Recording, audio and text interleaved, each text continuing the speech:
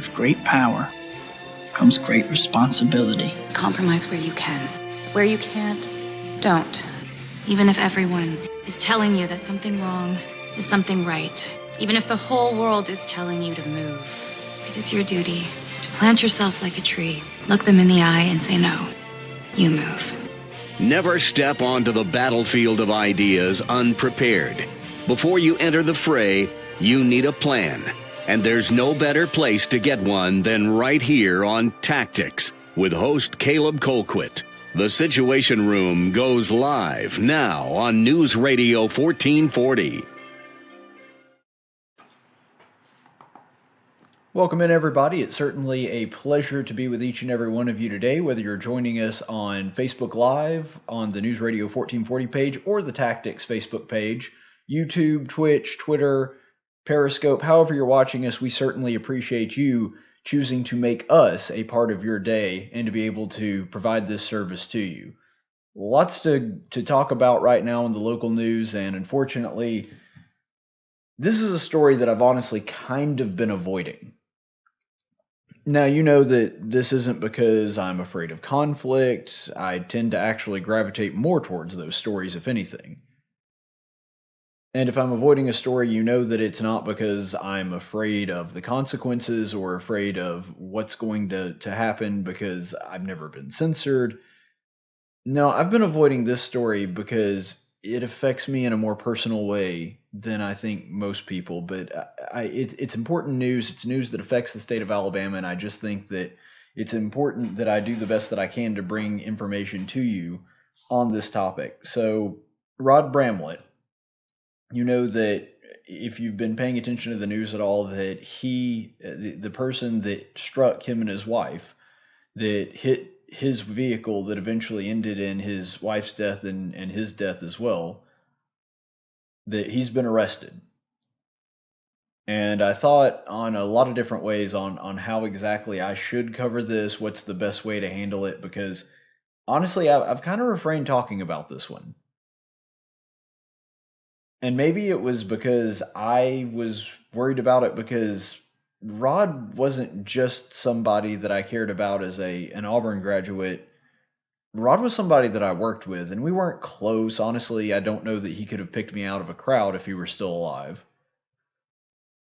But this one struck home for me.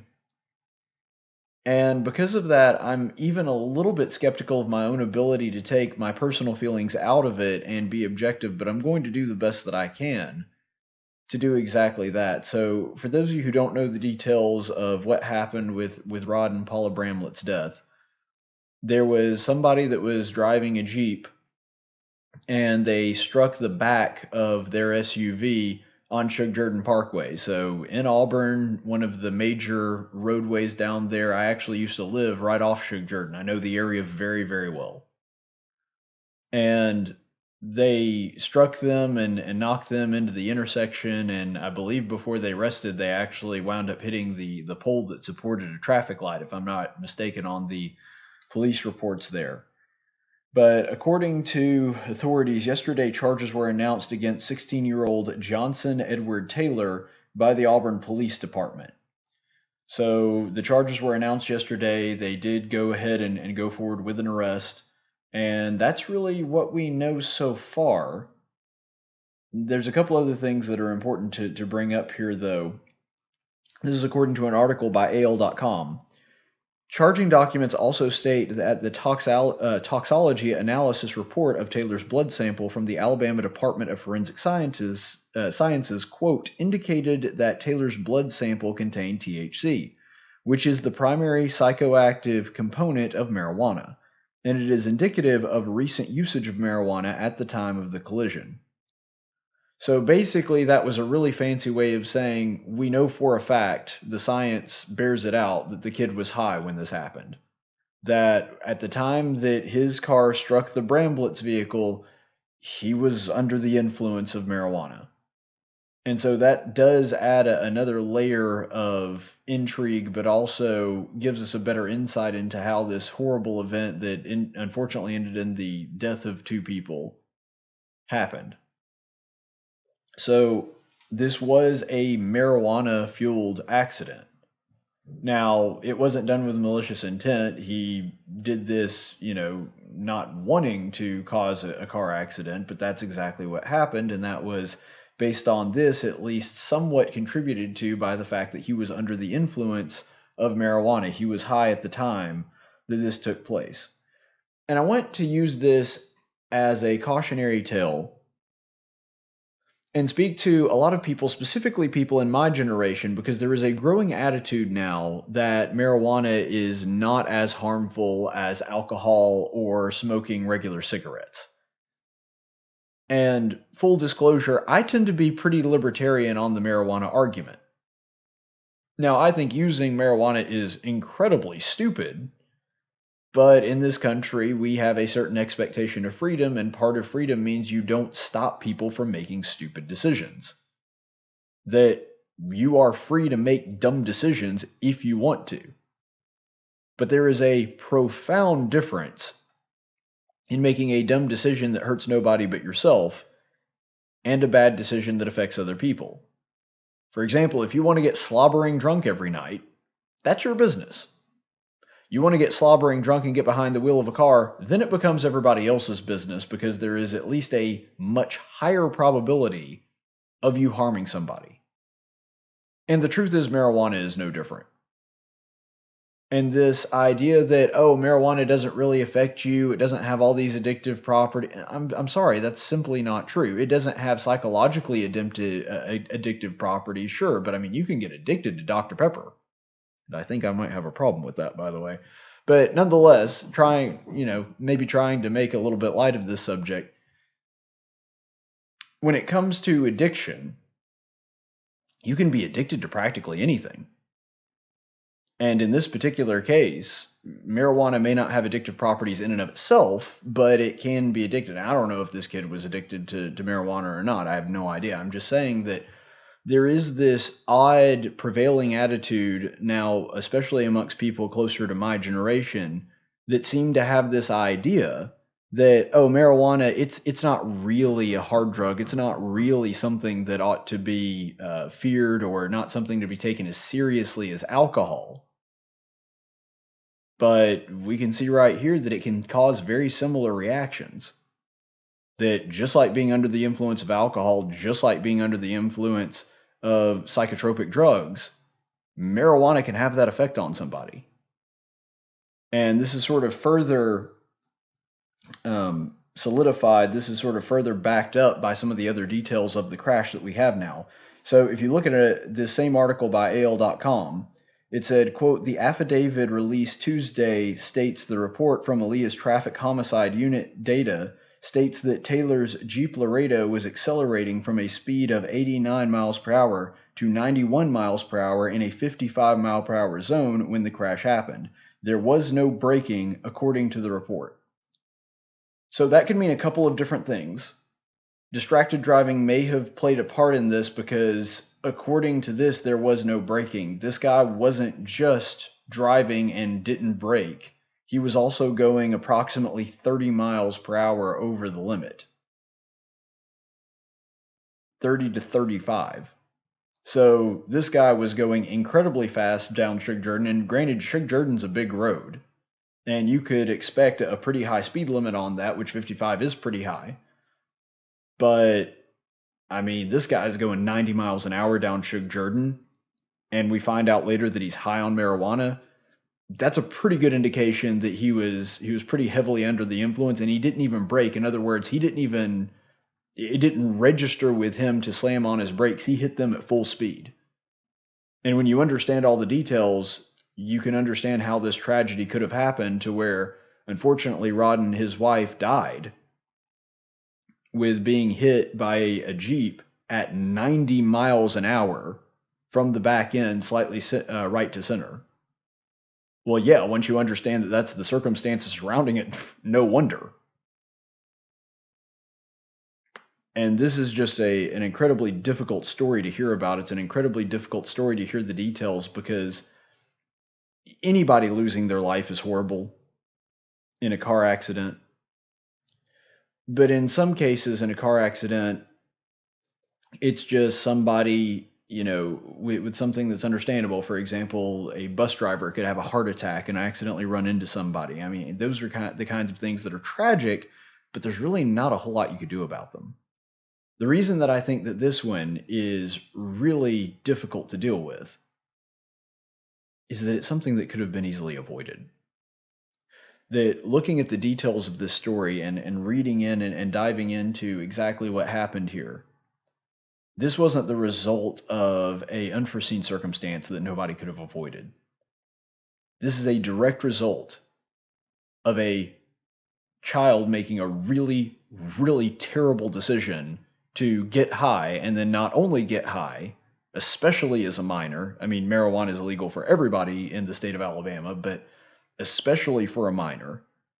Not only making the horrible decision to get high, but then making an even worse decision to go out driving while under the influence of marijuana. And the fact that this is a situation that is so easily avoidable, and that a beloved broadcaster and somebody that was really beloved not only by his family, which of course would have made it tragic enough, but an entire community, it's just something that could have been easily avoided. And I think that that's what really tugs at the heartstrings about this, is that this is something that should have never happened. This is something that it just would not have been any kind of, if everybody had just been doing what they should have been doing, Rod Bramblett and his wife still would have been alive. And because of that, bringing up criminal charges is appropriate. That based on the details of this story, this does rise to the level of being criminally negligent and having that level of lack of compassion, lack of concern for your fellow man. And so because of that, I've actually heard that he's probably going to be tried as an adult. And in this situation, I think that's appropriate. And I'm not saying that just because I knew Rod personally, and I'm not saying that just because he's a former broadcaster of the year and he has an incredibly talented individual. I think based on these circumstances, regardless of who the victim is, because I don't want people, if they are the victim, being given special consideration because they happen to be famous people. That's not right. But just looking at the circumstances that led to the unfortunate death of two people, regardless of who they would have been, I think that being tried as an adult is appropriate here. But I guess the best way to summarize this is, I personally have no appetite for revenge. I don't want to see this kid, behind bars for the rest of his life, but I do want justice to be served. I want them to treat this person just as any other person that got under the influence of marijuana, was driving 30 miles over the speed limit, showing a real criminal negligence towards his fellow man, and that negligence ending in the death of two people. Now, does he get murder? Probably not. I'm guessing manslaughter, but that's appropriate in this case. I want justice to be served. I don't want there to be this sort of burn him at the stake movement that just because the person he killed happened to be a famous person, that he gets a worse punishment than he would have otherwise. But I do want an appropriate punishment to be doled out. And let's also try to look at it from the other perspective too. This is a 16-year-old child that probably just ruined his life. There's a good chance that there's just no way that his life is going to be the same. Not after this. Regardless of what his fate is, he's going to get something. There's a very, very good chance that he winds up doing at least some prison time. Maybe he goes away for a really long time. Maybe he's ruined his life, or at the very least taken a huge chunk out of it. And specifically his younger years here too. And so I really cannot imagine what this family is going through on his side either, because let's remember, there are two families that are hurting right now. I can't imagine his parents are thrilled about this prospect, and I'm not talking about that justice shouldn't be served, or that should be an excuse for him not to serve his punishment. I'm just saying, you gotta think about his mother and father and what they're going through, that their son made this decision that resulted in the death of two people. And also think about it from his perspective. I assume that this kid isn't a monster. I assumed that this kid never intended to hurt somebody and probably at the time didn't think he was hurting anybody until that fateful crash happened. And so this kid has to live with that guilt for the rest of his life now. I wouldn't wish that burden on anybody.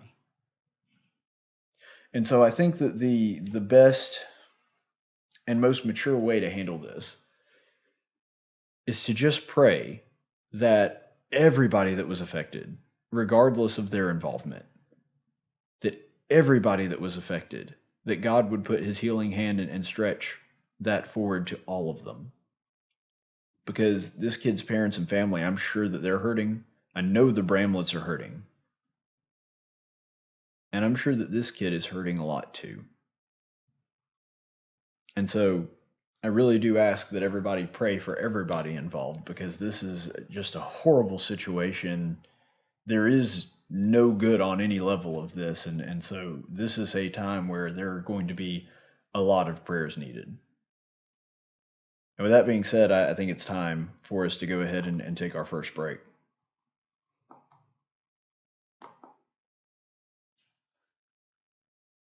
And now for a reading from the Social Justice Warrior Bible with Pastor Gregory Post. Welcome in. I'm Gregory Post, head pastor at the Eternal Living Word Trans-Denominational Community Church and Coffee House in Novato, California. And now for a reading from the SJW Bible. Today's reading will be from the Gospel of Luke, chapter 7, verses 2 through 10. And a centurion's slave was sick and about to die. When he had heard about Jesus, he sent some Jewish elders asking him to come save the life of his slave. When they came to Jesus, they earnestly implored him, saying, "He is worthy for you to grant this to him, for he loves our nation, and it was he who built our synagogue." Now Jesus was triggered upon hearing this and said, "None of the good things he has done matter, because he is a slave owner, and we must never admit that anyone that ever owned slaves is capable of doing anything good. Furthermore, instead of asking me for help, you should have passed universal health care by now so that he could receive treatment for free." Then Jesus started on his way with them, and when he was not far from the house, the centurion sent friends, saying, "Lord, do not trouble yourself further, for I am not worthy for you to come under my roof. For this reason I did not even consider myself worthy to come to you, but just say the word, and my servant will be healed. For I am also a man placed under authority, with soldiers under me, and I say to this one, 'Go,' and he goes, and to another, 'Come,' and he comes, and to my slave, 'Do this,' and he does it." Now when Jesus heard this, he marveled at him, and turned and said to the crowd that was following him, "I say to you, this man is engaged in systematic oppression. He is clearly engaging in wage slavery by controlling the means of production to exploit the labor of those around him." Then Jesus gathered up a mob and protested on the centurion's lawn all night long, with torches and signs reading, "Down with the patriarchy," terrifying him and his family. We never really found out what happened to the centurion's slave. Wow. So inspiring. Thank you for listening to this reading of the SJW Bible, and remember, the only truth that matters is your truth.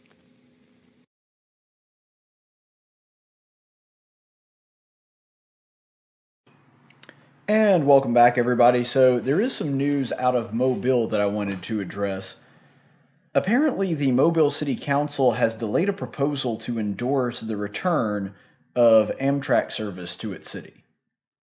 So I found this really interesting because originally, based on some of the things that I was reading and some of the things that I heard from people that know the Mobile area a lot better than me, that this was going to happen. Everybody was gung-ho about it. It was, pun intended, full steam ahead, even though I know that Amtrak trains don't actually run on steam. But you know what I'm saying.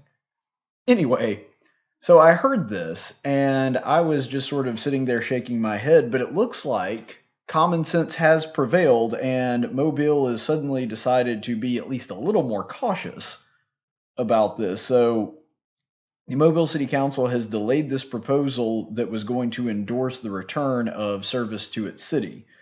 And this was done based on the reading that I've seen, primarily because of cost, which is a really good call. First of all, Councilman Joe Davis He said this, he's a member of the Mobile City Council.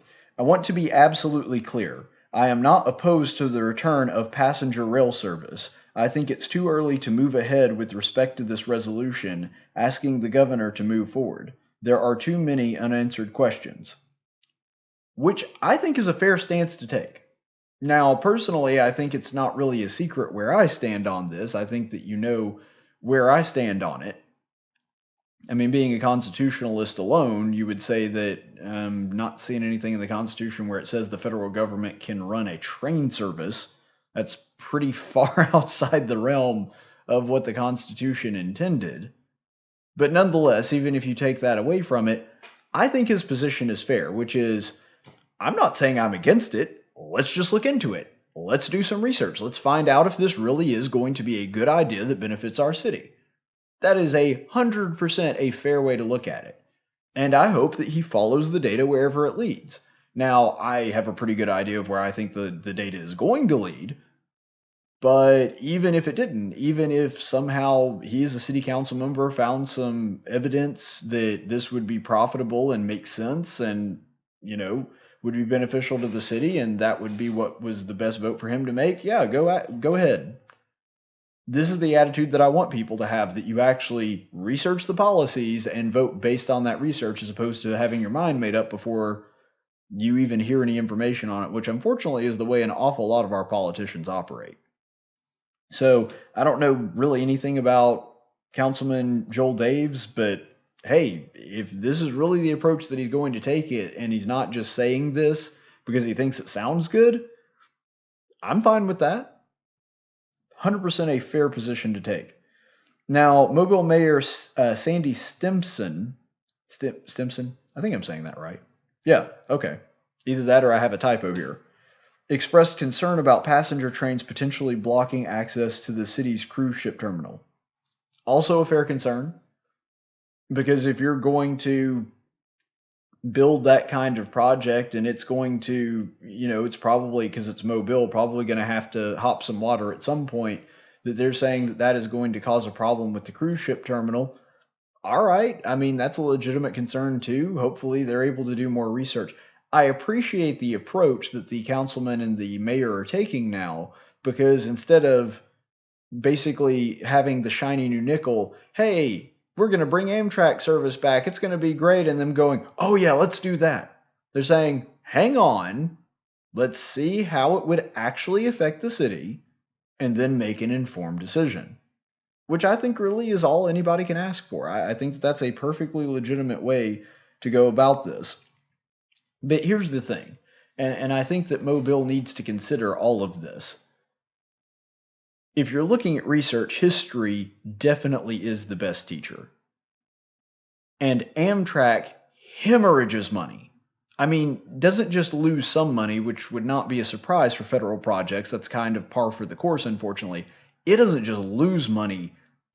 I mean, if we're talking about hemorrhaging as in kind of a blood loss, this is not like pricking your finger. This is like one of the Saw movies, just blood everywhere all the time. I'm not trying to gross anybody out, but I mean, that's a pretty good descriptor of the way that Amtrack operates. They don't even come close to profit. They just hemorrhage money left and right. They just continue to throw money and throw money and throw money at it. And despite ticket sales and food service and all these other things that they sell, they don't even come close to breaking even. In fact, just some quick numbers for you. Food service, just food service, not ticket sales, not the trains itself, just food service, in the past decade lost $834 million. So not that far from $1 billion lost on just food service. Here's what's amazing about that. They're on a train. When it comes to food, they kind of have a monopoly. You can't just step off of the train, grab something, at a local McDonald's that's not connected to the train station and hop back on. On just food service, they're losing almost $1 billion over the course of a decade. That's insane. That you have a place like that that's basically a monopoly and you can't make money there. To put that into perspective, think about it like a ball game. Because you kind of create a tiny little mini monopoly when you're inside a ballpark. Not because of the ball game itself being a monopoly, but once you're in the park, you can't really easily leave the park, and even if you could leave the park and come back, then you're going to miss a substantial amount of the game. And so because of that, the prices for food and drinks inside a ballpark are really insane.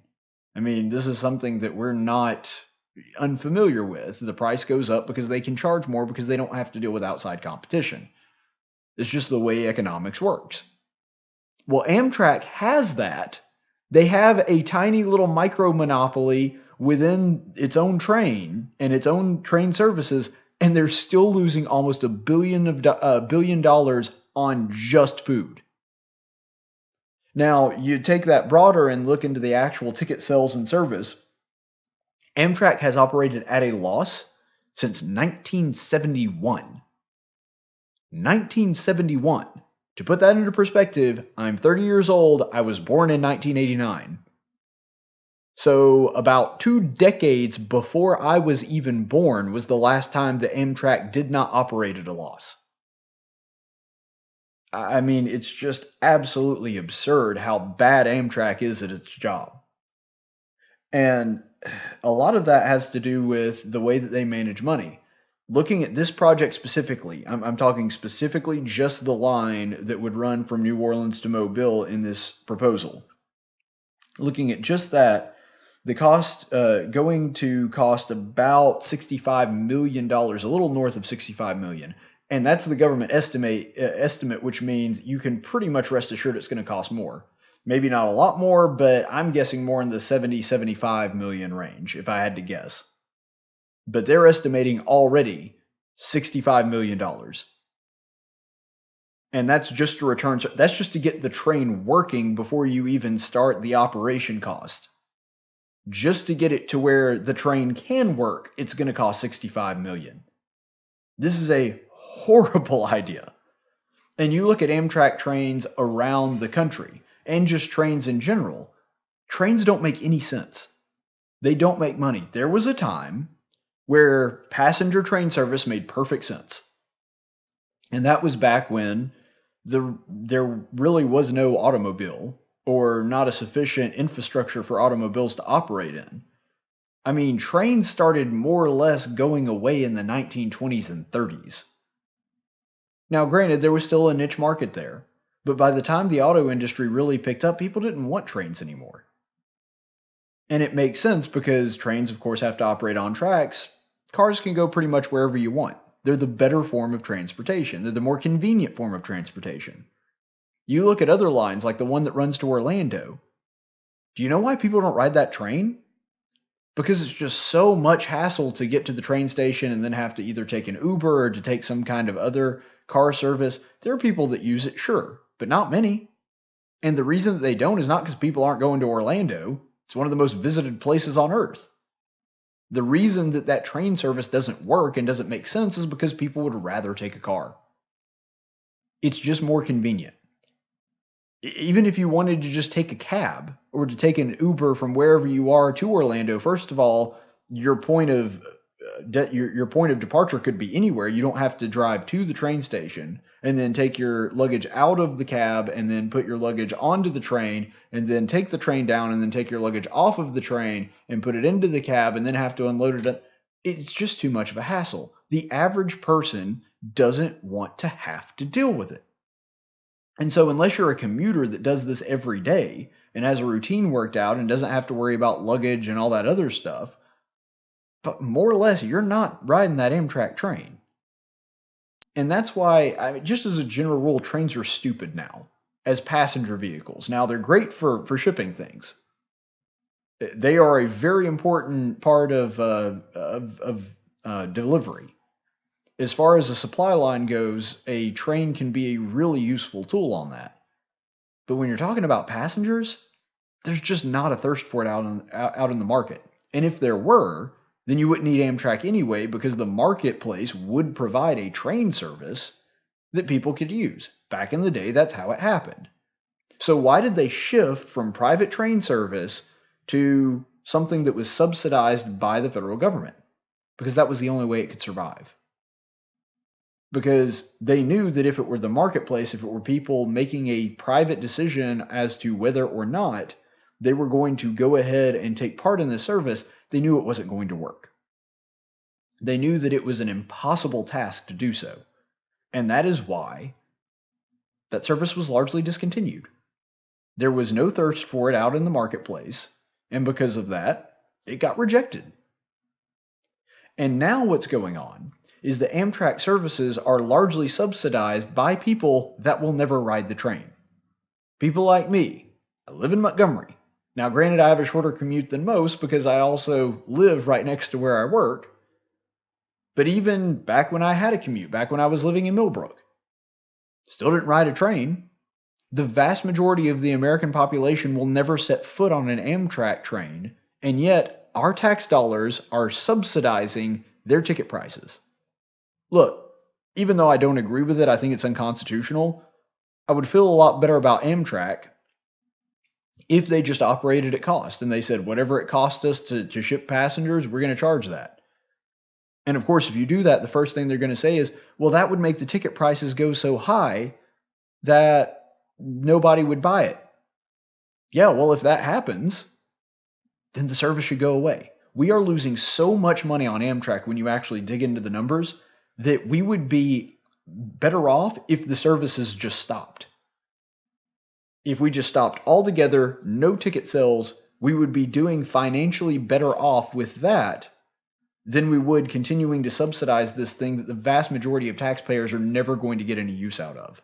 It makes no sense to have people in Kansas and Montana and Oregon and Alabama and Tennessee paying and subsidizing a service that nobody in those states are ever going to use. And I would even wager that when it comes to people thinking about going from Mobile to New Orleans or vice versa, that most of the people in the city of Mobile will never see anything out of that service, and it will eventually wind up costing them more money than it would if they just left it empty, never returned service to Mobile. The vast majority of Mobilians, if they're going to go to New Orleans, they're going to drive there. Why? Because they can run on their schedule, they can just load and unload their luggage the one time. Maybe there's some people that want to do the train, but I'm guessing it's not nearly enough to support the amount of money that they are going to have to pour into this thing to get it operational. It's just a really bad investment. There is no way they're going to make their money back on this. And I believe that the Mobile City Council, if they do their research, then that is what they're eventually going to find. Hopefully that is what they find, because the data just does not back up this idea that this old, outdated tech of railroad technology is going to be able to compete with the automobile or flying a plane. Flying a plane is a little different because you do have the hassle of having to get someone to pick you up, but at least the trip is significantly shorter as opposed to the train service, which can actually make that trip longer. So at the end of the day, it just really doesn't make any sense to try to start this thing up again. Let's go on to the daily dose of stupid.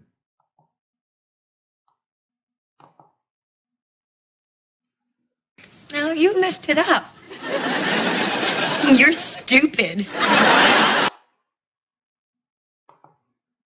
And today's daily dose of stupid once again comes to us courtesy of Alexandria Ocasio-Cortez.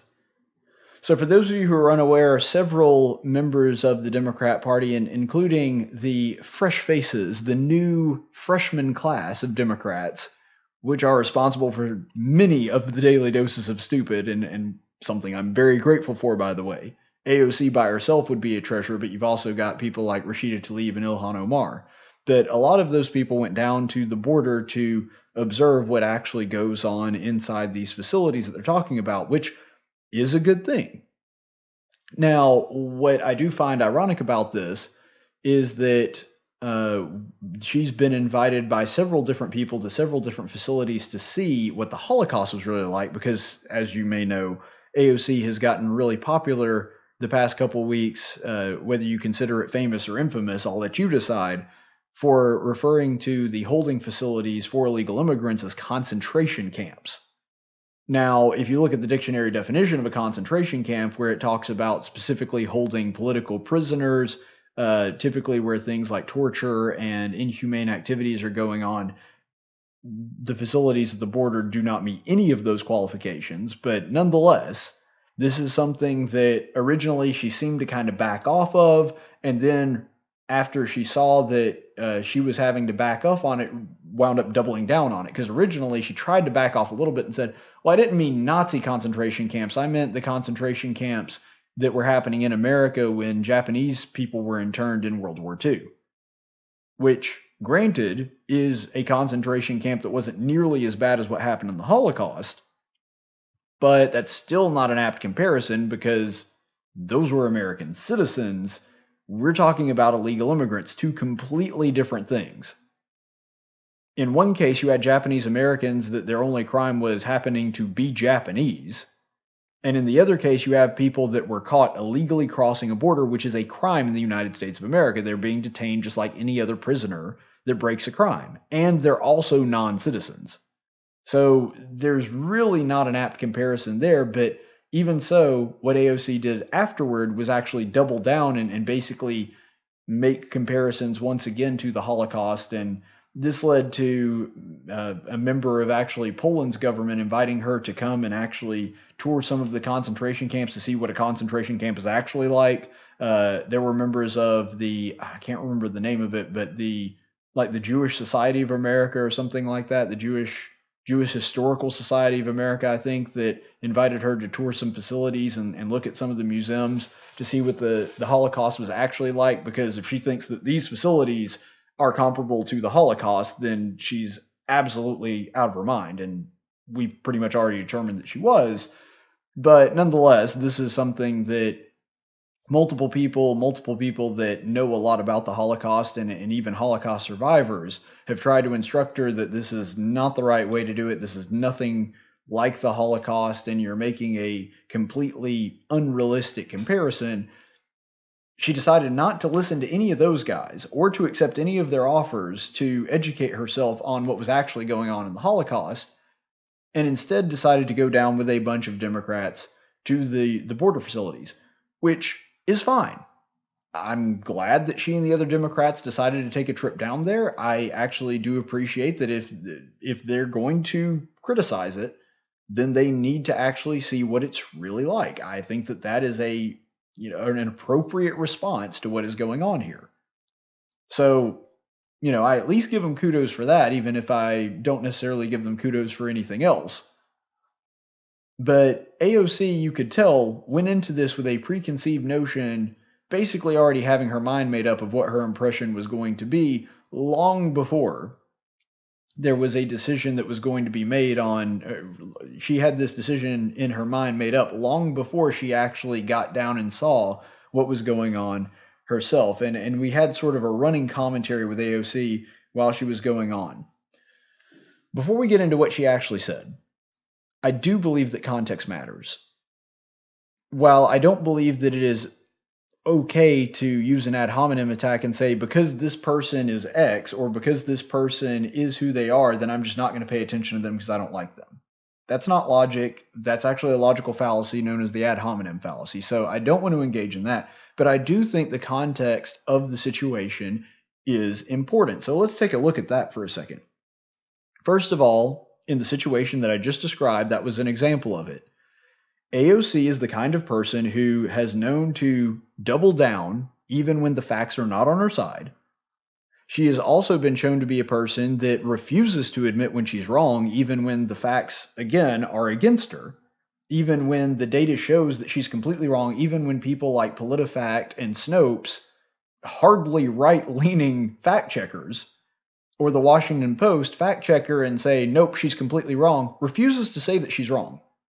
Even when people on the left say, nope, not even close, she's completely wrong, the facts are not on her side, she still refuses to say, sorry guys, I messed up on that one. I cannot think of a single time where she actually ever admitted that she was wrong. On anything. No matter how many boneheaded, stupid, or completely false statements that she makes, she never admits that she was wrong. And another thing that's important to consider too She is someone that believes that facts do not matter as long as you're on the right side or you're morally right. And this is not conjecture or my opinion. These are things that she herself has tweeted or talked about in the public sphere. You remember that she said that I think a lot of people are fact-checking me and making fun of me or whatever and saying that I'm not factually accurate, but that doesn't matter as long as I'm morally right. So essentially what she was saying there, and I think that she really believes this. I think that it wasn't a flub. I think she was being sincere. That as long as I'm on the right side, whether or not my facts are right don't really matter. And so she's someone that actually believes that it doesn't matter even if you lie or your facts are completely wrong as long as you're on the right side. And in her mind, that's her side, of course. But nonetheless, this is something that she really believes. And so because of that, and also because of this, I want you to think about this when you're thinking about the context too. This is a person that has a vested interest in being right. In other words, she has been preaching from the rooftops, screaming from the street corners for weeks now that the conditions at the border are horrible, that the Border Patrol agents are basically Nazis, that this is the same thing as concentration camps, that there's no difference, has doubled down on this stance multiple times. And if she goes down there, and if she sees anything other than, oh my gosh, it's a concentration camp, well, then she has to admit that she's wrong, and that looks very bad for her, a politician, to have to do. And so I just want you to keep in mind that she also has a very clear vested interest in making herself look good, being a politician, in being right, because it would be very embarrassing and politically difficult for her to admit that she was wrong. Now, frankly, I would gain a lot of respect for her personally if she went down there and said, you know what, it wasn't nearly as bad as I thought it was going to be. Here's some things that I might be critical of, but it really wasn't a concentration camp. Now, don't get me wrong, I wouldn't think that that would mean that automatically Alexandria Ocasio-Cortez is somebody that I would vote for, not that I'm in her district anyway. But nonetheless, I would at least say, okay, on that one issue, yeah, she showed some honesty, and I admire her integrity, at least in that one stance, but that's not what happened. And so just keep in mind that when you're hearing what she's saying, that this woman has a vested interest in being right and the conditions being exactly what she said that they were for her political career to continue. So because of that, I think everything that she says should be taken at least with a grain of salt on this issue. First of all, she claimed that Border Patrol denied one woman water and forced her to drink from a toilet. Now, let's remember where she is. She's at a holding facility for criminals. Do you think that the criminal might have a motive to make up stories or say things that weren't necessarily true? I mean, because we know that never happens, right? Like in a normal prison, one that doesn't necessarily have illegal immigrants in it, one that's just for federal or state crimes, in, for example, a state penitentiary, that there would be no motive whatsoever for criminals to say that the guards are mistreating them or the conditions are less than ideal. Now, don't take me wrong, there's even some significant problems with the prisons here in Alabama, so this is not an idea that's foreign to me. And I'm not saying that just because a prisoner says that the conditions aren't ideal, that means that, oh, they're lying about it and we should just disregard it. I'm saying just remember and calculate into your thought process and your opinions about what's going on here. Let that factor in that there is a motive for this person to lie to you. Doesn't mean they're lying, but it means that you shouldn't just take whatever they're saying at face value. There should be a little bit of investigation that goes on with that. That's all I'm saying. So keep that in mind. And another thing, remember too that we have found evidence on multiple occasions. We've seen pamphlets that were specifically put together and written in Spanish for illegal immigrants to know how to work the border control system, how to get in, how to seek asylum, what to say, what not to say, basically coaching them on how to get into this country if they don't have legal status or they don't have papers to do so. We have also seen that in the caravans, you remember in that undercover video that was it Amy Hammer? That he did with the migrant caravan, that there were people there with the organization that were actually coaching people on how to get into the border, how to get past it, and how to talk to border control agents and how to say certain things to be able to get in. So basically coaching them on how to game the system and how to get into the country illegally. So we know that that's going on, and we know that there's a concerted effort there. Are we really supposed to believe that it's not even possible, or it shouldn't at least be a factor to be considered, that these people might have been told, okay, if you ever see anybody come by or inspect, you want to make sure that you tell them that you're being mistreated? Especially when you consider that AOC has been on the forefront of this, and it's not impossible that they have been hearing what she and other Democrats in Congress have been saying. Especially when you factor in that there is a concerted effort within this country to get as many illegals in as possible, coming specifically from the Democrats. You don't think there's at least a chance that this woman had been coached at some point before entering the country, or maybe even after, and knew who AOC and the other Democrats were, or that there wasn't buzz going around the prison? Again, there's just so many factors that make this story less than plausible. But even if you disregard that, turns out we have evidence that it still wasn't true.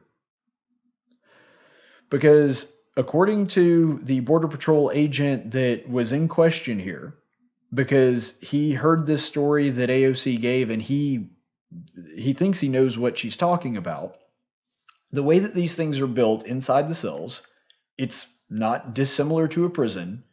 Your toilets and your sinks are a single unit. So you got your toilet bowl there at the bottom. You have your sink up top. They're basically all integrated into one machine.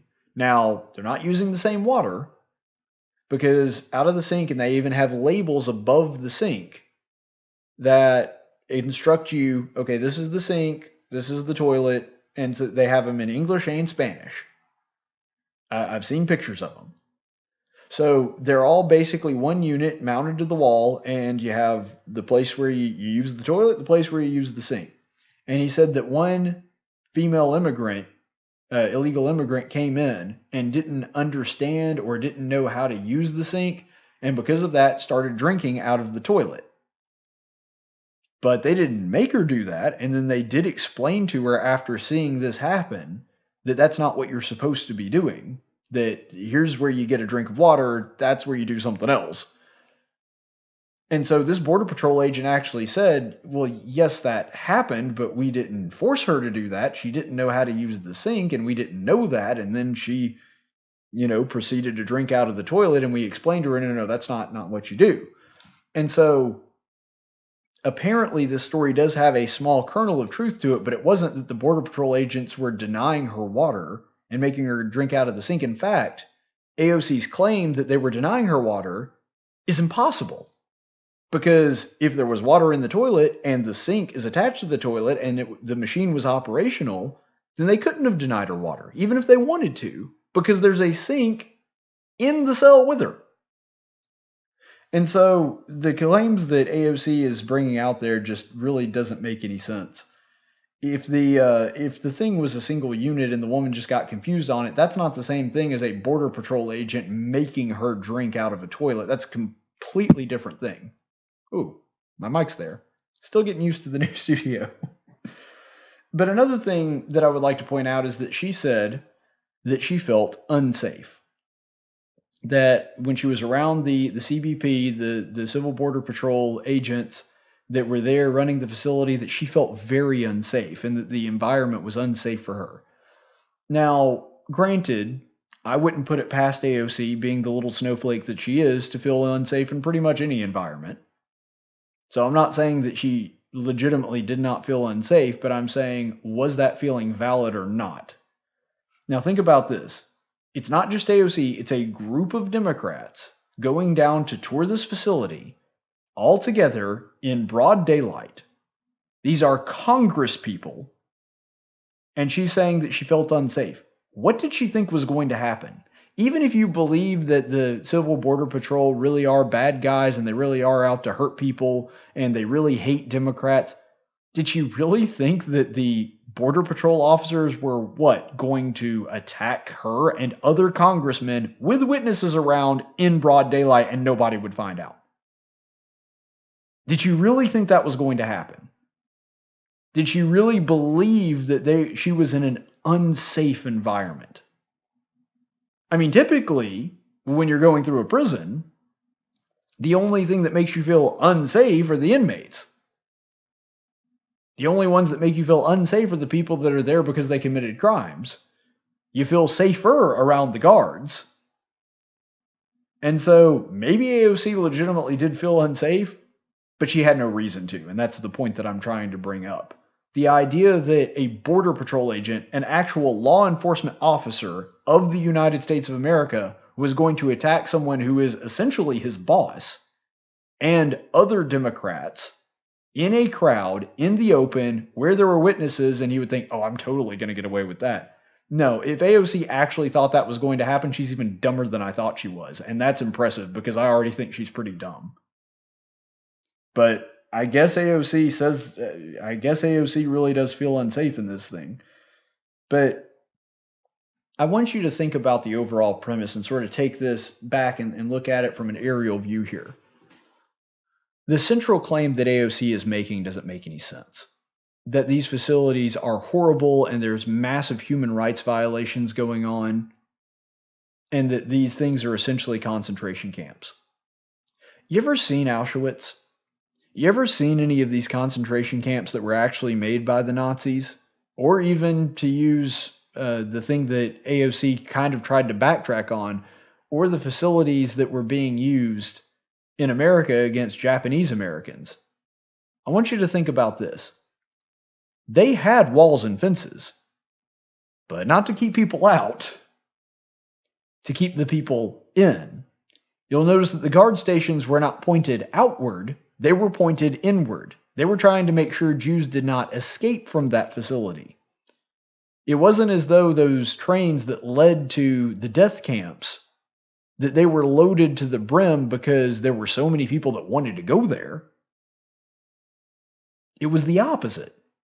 And so this assertion that, oh, there's all these illegal immigrants that are trying so hard to get to America, and when they get here, they're met with these horrible conditions where it's like a concentration camp in Nazi Germany, you're absolutely out of your mind.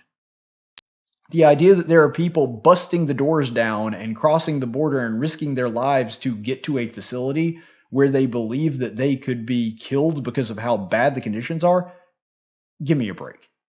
You've got to be outside your mind. And this is a problem that has been going on since the 1980s. You don't think at some point word would have gotten out that the conditions are a little less than ideal? You don't think at some point word would have gotten out, you know what's going on in those concentration camps, you know what's going on in those facilities once you cross the border. I'm telling you, man, it's just not worth it.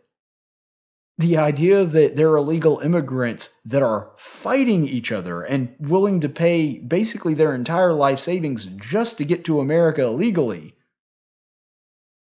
and that they're going to be met with being put in a concentration camp is patently absurd. There's absolutely no logical way you can reach that conclusion. The entire premise of her argument is way off base and doesn't make any sense. Nonetheless, even considering everything that we've just said and that I've just talked about, nonetheless, I still want this taken seriously. Now, I've just given you a long list of reasons why what AOC is saying ought not be believed. And I've just given you a long list of reasons why she has a vested interest in making sure that this story is true, whether it's actually true or not. But nonetheless, I think this should be taken seriously. I think that if I were in the Trump administration, if I were running this particular part of the federal government, if I were in that law enforcement part of the executive branch, I'd say, Mr. President, we need to launch an investigation. We need to look into the guy that allegedly made this woman drink toilet water, and we're not going to do it just as a PR stunt. We're going to actually look into this and see if border guards are actually mistreating illegal immigrants. And if they are, they need to be fired and or punished if they did any kind of criminal activity. I want that. I think that that's appropriate. I think that even though AOC is probably making this crap up, and I'm almost certain that an investigation is going to show that, on the very, very slight off chance that she's not making it up or she was just exaggerating, but there really is something to this undercurrent, that there really is some kind of evil element of the Border Patrol, I think we need to do an investigation just to make sure. And from the political perspective, I think that that also winds up being a win for Donald Trump, because if they ask any question, you can say, look, we launched an investigation. We were trying to be as impartial as possible. And if they find problems, they need to fix them. If they don't find problems, then they can say, see, we never had a problem to begin with. But either way, I do think that it needs to be looked into. I'm not saying you spend $35 million in 2 years worth of federal investigation to do it, but I don't think that a investigation done by a third party that's not the Border Patrol is out of order based on this allegation. I think that that's perfectly acceptable, and frankly, I think that it's political capital that the president ought to be willing to spend. Because when it comes to this issue, you need to be above reproach. Because I don't want people to suffer, illegal immigrant or not illegal immigrant. Even if you're in a prison, right here in the state of Alabama, there's a reason that I'm an advocate for prison reform. You treat people humanely even if they break your laws. You treat people humanely and you make sure that you do things by the book so that nobody can say to somebody that does deserve to be in one of these facilities, oh, well, they're doing all these horrible things and that's a good excuse to shut them down. No, you need to do this fair. You need to do it by the book. And you need to make sure that you are above all criticism because of that. So that if anybody says, no, this is just because so-and-so hates brown people and so-and-so doesn't want them in the country, you say, no, we followed the law. We did what we were supposed to do. We did our jobs. That's the best approach to this situation. Let's go to the chaplain's report.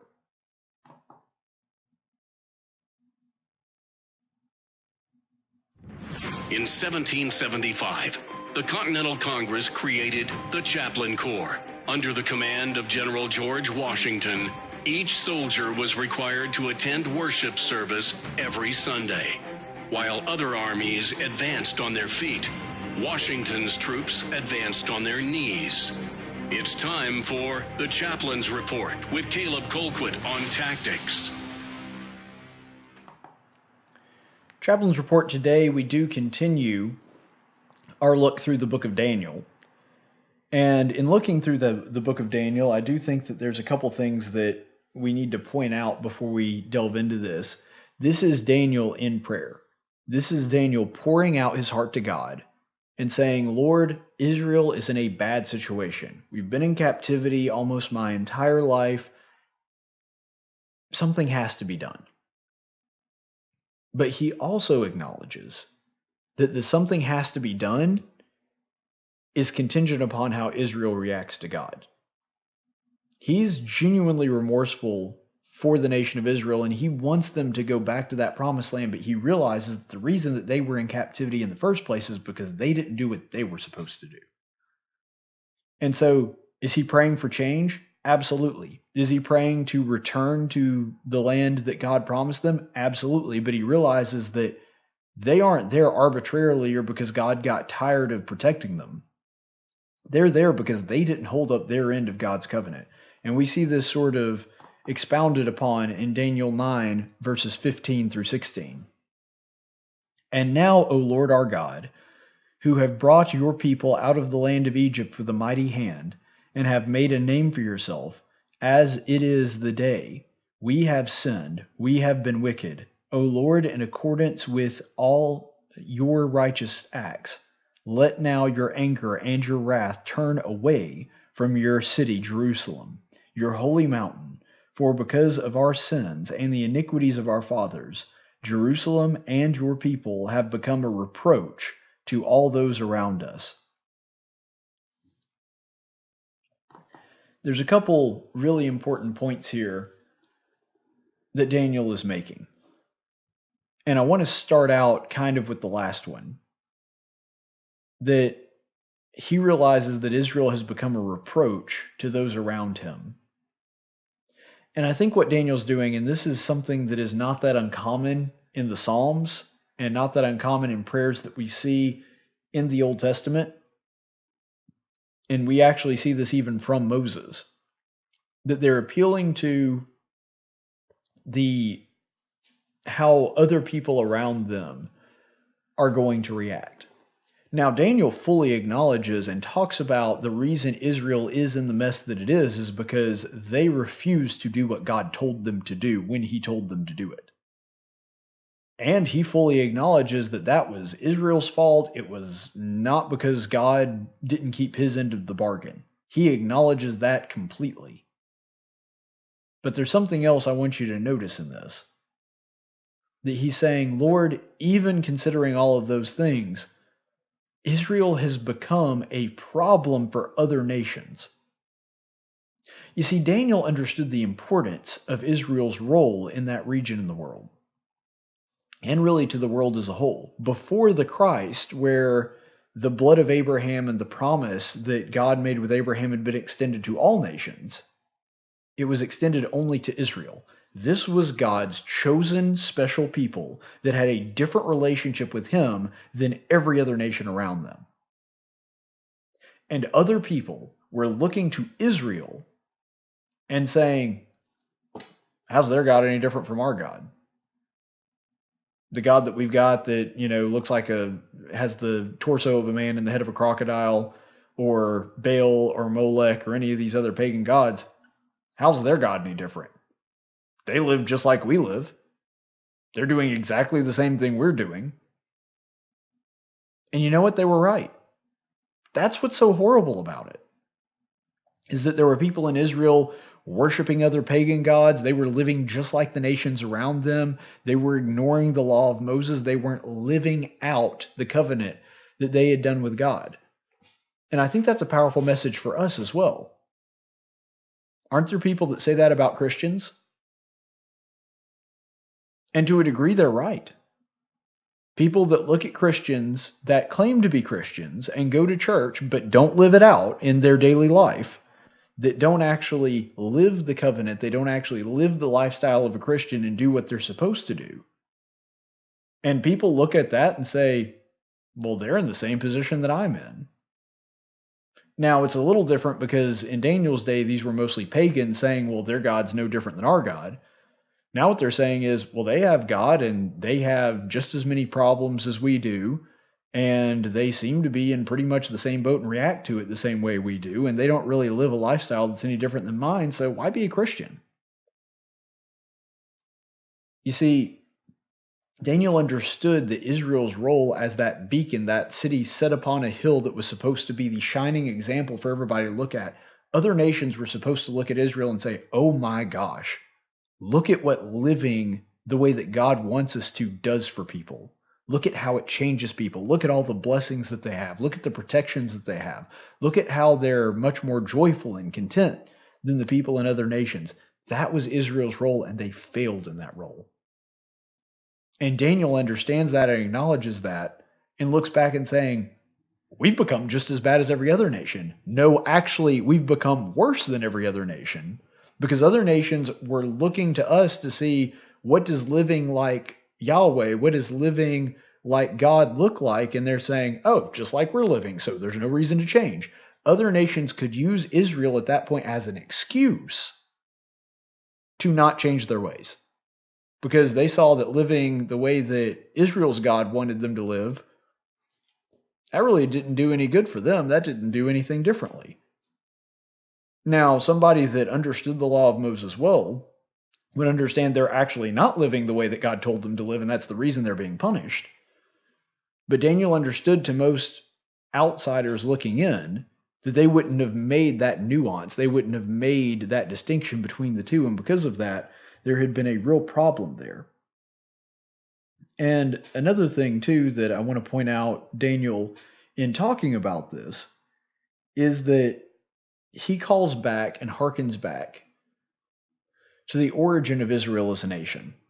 Now, of course, that all started with Abraham, but it was really solidified with Moses, because at that point they were large enough to really be considered a nation.